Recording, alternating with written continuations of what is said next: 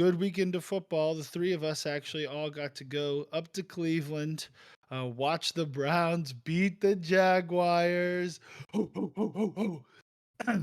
And we're feeling pretty good today about it. 8-5, sitting at the top of the wild card. Jason, coming off the loss. I mean, maybe it'll turn around. Justin, I'm sorry. Trevor Lawrence shouldn't have played that game, in my opinion. He threw a couple bad balls out there. I think he was still not ready to play. But that being said, I had a good time. Fans were booing me a little bit. We had some back and forth talk. Nothing disrespectful. We're not in Philadelphia, but still a good time.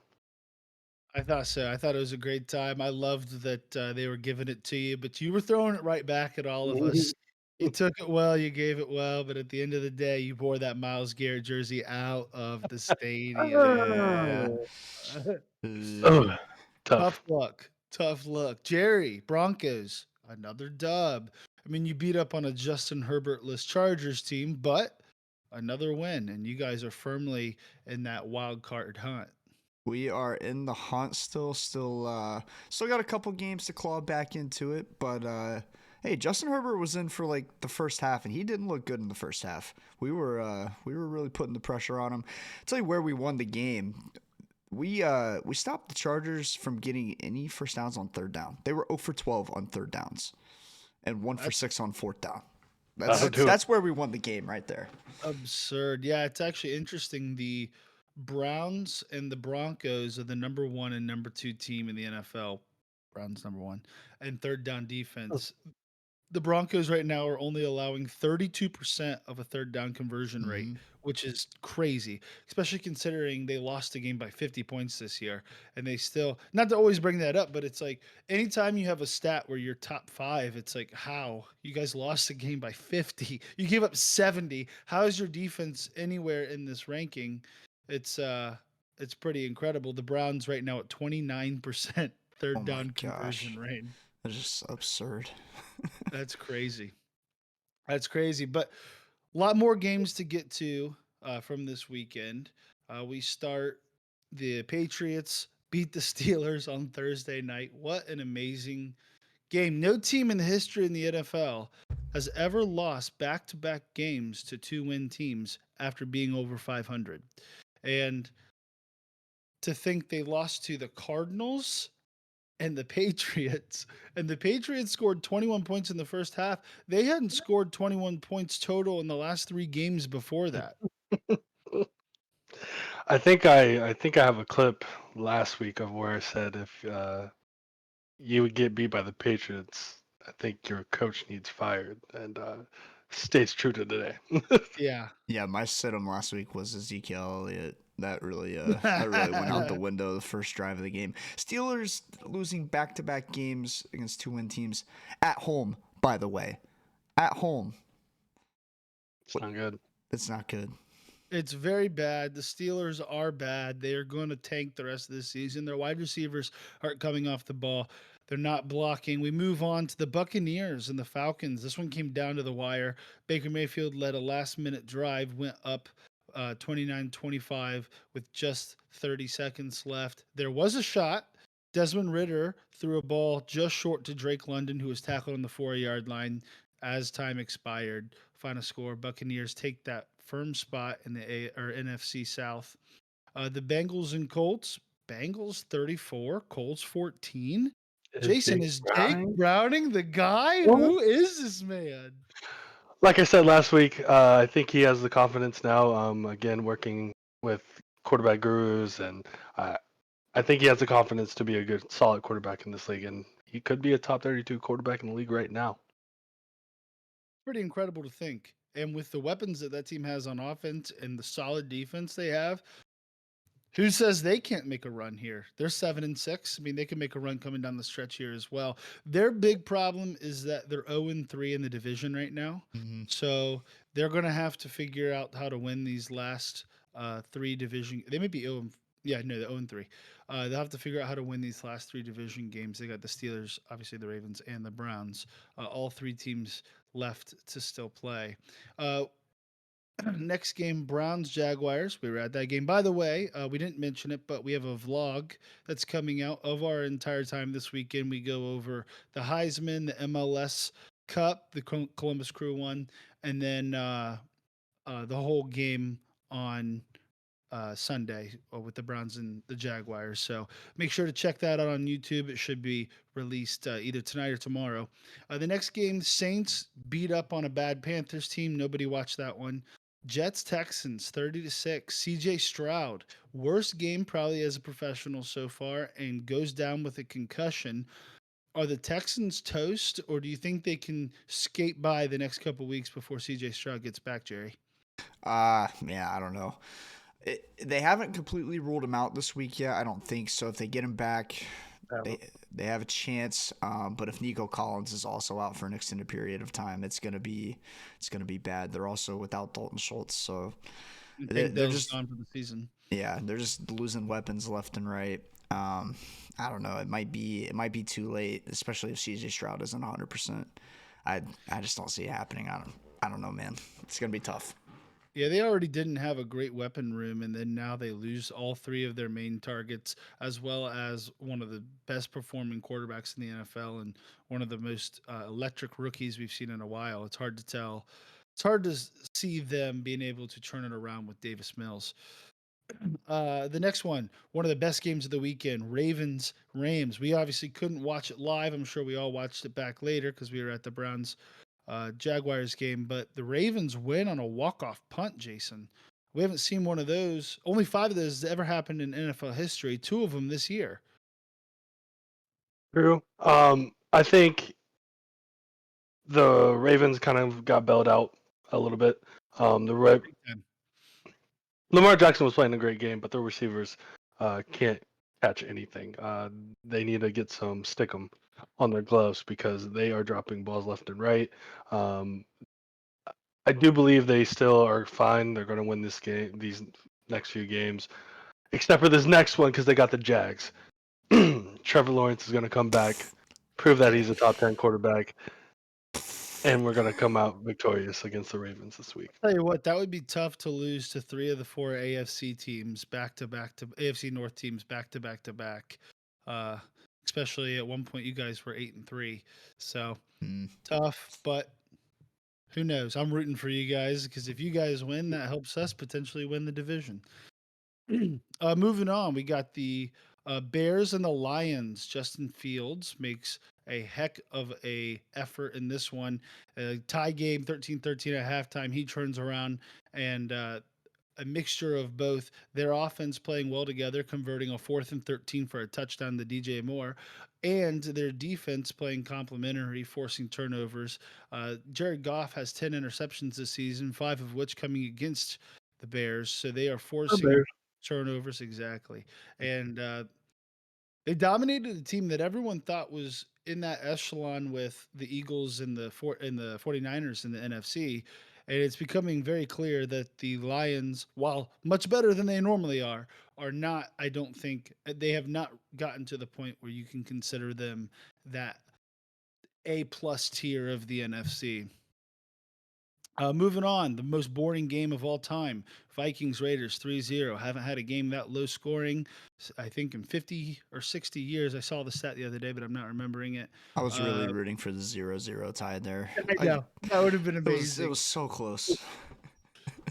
Absolutely amazing. 49ers Seahawks. 49ers continue their streak of dominance against Drew Lock, 28-16. Drew Lock, former Bronco, came out. He didn't play too bad, did he, Jerry? I mean, Yeah, he played okay. Unfortunate that DK Metcalf gets ejected from that game for his shenanigans with Fred Warner, which I thought was kind of funny to watch because DK is like now the ultimate diva wide receiver, kind of that we've had in the past, and he's becoming that guy. But the 49ers are going to be the 49ers, even on a Brock Purdy interception. That really wasn't his fault. They still ball out. Deebo Samuel with a huge touchdown. Everything that everybody was saying about Brock Purdy's, screen passes that go for 50 yards, he can also air out the ball. So it was nice to see from them, and that kind of helps Brock Purdy's MVP case, I think. Absolutely. And again, beating a good division opponent by double digit points, just stack it to the amazing resume the 49ers have put together this season. Jason, sorry, I'm going to throw this next one to Jerry too because I know he wants to talk about it. The Bills beat the Chiefs 2017 off of a controversial offsides call, and Patrick Mahomes can't stop complaining about it. Jerry, are they falling apart in I, Kansas City? I don't know what you mean by controversial because Kadarius Toney was about 60 yards off sides. How can you complain? You notice they're not complaining about him not being offsides. They're complaining about them actually throwing the flag, right? Because he is clearly offsides if you look at the replay of it.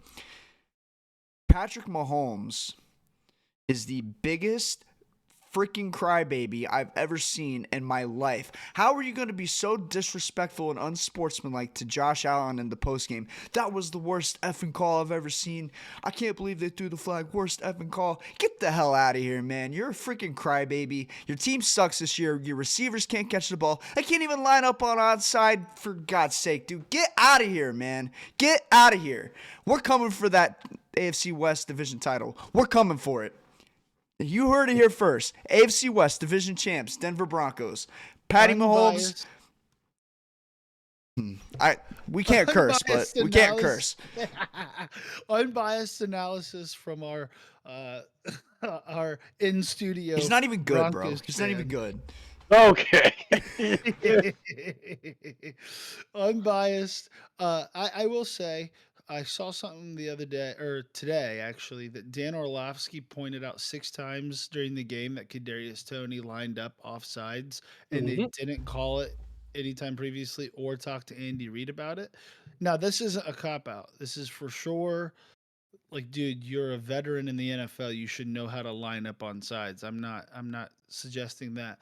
But it does raise the question, why wasn't this called anytime earlier? It's the same thing as the at the beginning of the season, the Chiefs Lions game, where their tackle was clearly lining up in the backfield, like 10 No, no yards one back did it. in the backfield. And yet they didn't call the penalty until third down in the fourth quarter. So I will say the fact that it wasn't called previously, I don't understand that. But he was still lined up off He sides. was lined up Right. offsides, and also like we are all in agreement that NFL officiating is very spotty and inconsistent all around the board, not just on those offside calls. I mean, you have so many pass interferences that are called that shouldn't be, and then you have ones that should be called but they're not called. And there's a holding on every play; it's not called. It's give or take. It's so inconsistent. I think the league really needs to take a look at the officiating. I feel like it's been remarkably bad this year, Yeah, it's personally. Agreed. been pretty terrible and full-time refs. That's all I gotta say. Yeah. Full-time refs. Okay, we already talked about the Broncos, Chargers, Cowboys, Eagles. Cowboys dominate the Eagles. They have not lost the game at home yet this year. They look like they're finally hitting their stride. Probably them and the 49ers are definitely the two hottest teams right now in the NFL. Jason, I apologize. What has made the Hey, Cowboys so I don't need to talk if you don't want me to.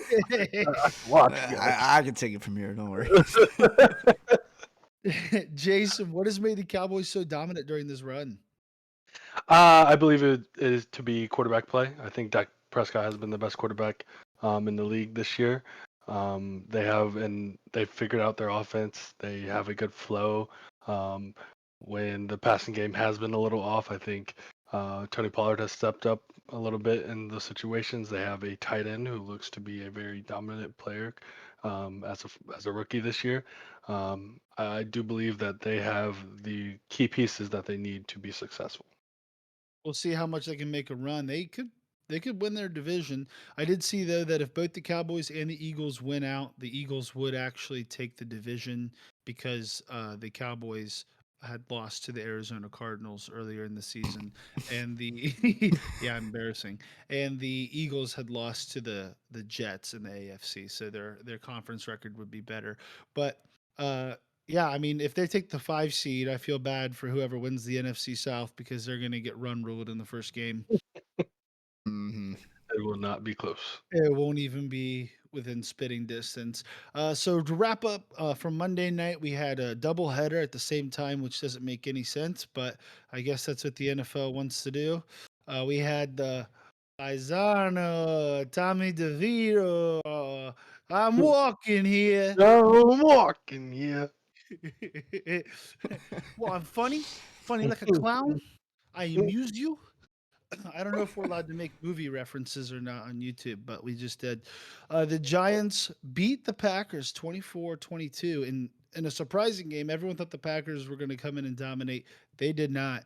The Paisano himself led them to victory. And then the other Monday night game, an absolute wild comeback for the Titans. Right. Down, were they down 14?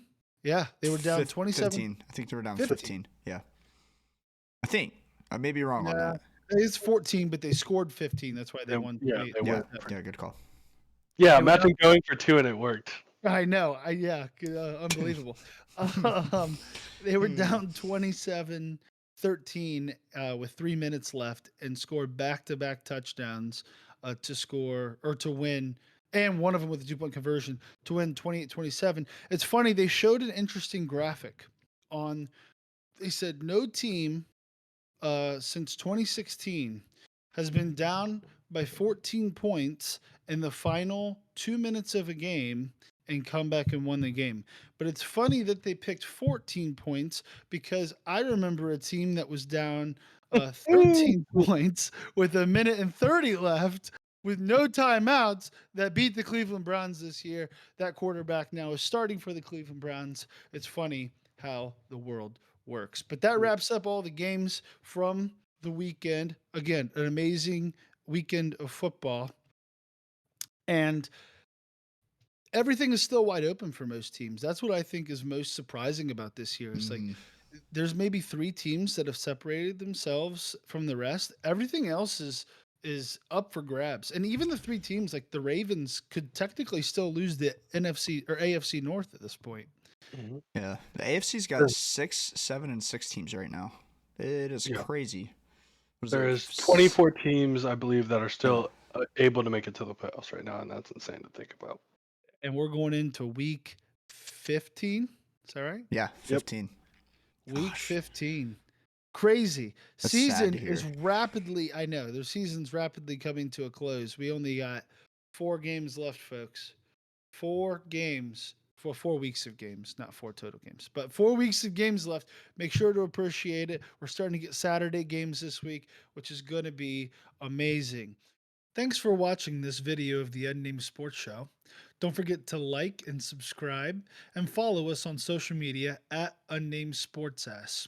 Also, be sure to join us live Wednesdays at 7 p.m.